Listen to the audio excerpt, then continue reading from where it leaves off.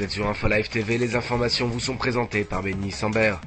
Le cabinet du Premier ministre Olmert a annoncé avoir reçu les invitations officielles pour la conférence de paix d'Annapolis. Aucun détail supplémentaire n'a été communiqué, l'annonce a été diffusée 1 heure après que les Palestiniens aient annoncé avoir reçu leur invitation. Une douzaine d'autres pays attendent leur invitation, dont notamment l'Arabie Saoudite, la surprise étant réservée pour ce qui est de la Syrie. Washington invitera-t-il Damas? Réponse dans quelques jours. Les services pénitentiaires ont publié ce mardi soir la liste des prisonniers palestiniens que le gouvernement Olmert a accepté de libérer en vue de la conférence d'Annapolis. Les noms de 431 prisonniers apparaissent sur le site internet des services pénitentiaires.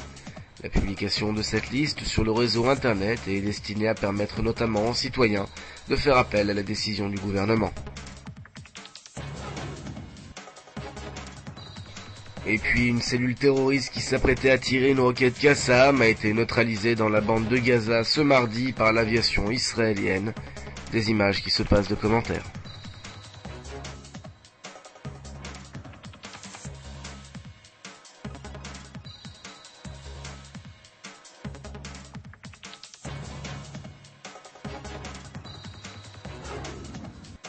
La Russie devrait fournir à l'Égypte des informations pour la mise en place d'un programme nucléaire civil.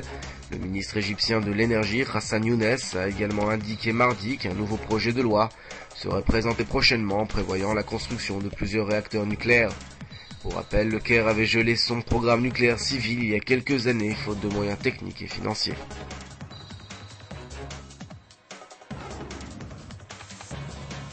Le chêne d'Anne Frank ne sera pas abattu, la justice néerlandaise a finalement décidé de ne pas couper l'arbre que la jeune adolescente contemplait de sa cachette à Amsterdam alors qu'elle se cachait des nazis.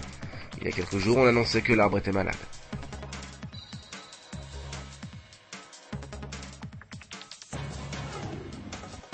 Un mot d'économie pour terminer, le dollar s'est changé hier en clôture de marché à hauteur de 3,89 shekels, le taux le plus bas depuis 9 ans. Cette chute du billet vert provoque une véritable catastrophe pour les exportateurs israéliens, selon l'Institut des exportations israéliennes, qui parle de pertes de milliards de shekels. Votre programme sur InfoLive TV, c'est un retour en images sur l'attentat de cette nuit. Retrouvez également un point sur la nouvelle rencontre Olmert-Abbas en marge de la tenue de la conférence d'Annapolis. Et enfin, découvrez le témoignage exclusif d'un témoin oculaire du tremblement de terre.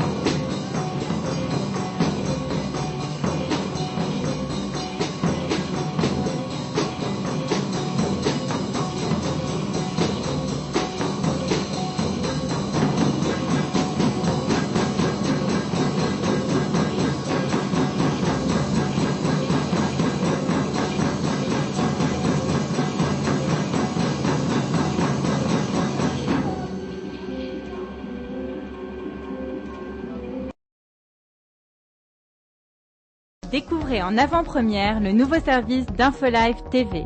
Recevez gratuitement chaque jour, en vidéo, les informations d'Israël et du Proche-Orient sur votre mobile. Pour vous abonner, entrez sur notre site www.infolive.tv et cliquez sur la bannière Service téléphone mobile. Aujourd'hui, le monde entier parle d'Israël. Mais qui parle d'Israël au monde entier, en temps réel, en 4 langues et en direct de Jérusalem? InfoLive.tv, la première chaîne de télévision internationale israélienne. 24 heures sur 24, 7 jours sur 7, suivez de l'intérieur l'actualité d'Israël et du Moyen-Orient. Des reportages, des interviews, un grand journal et des flash infos en images dès que l'actualité l'exige.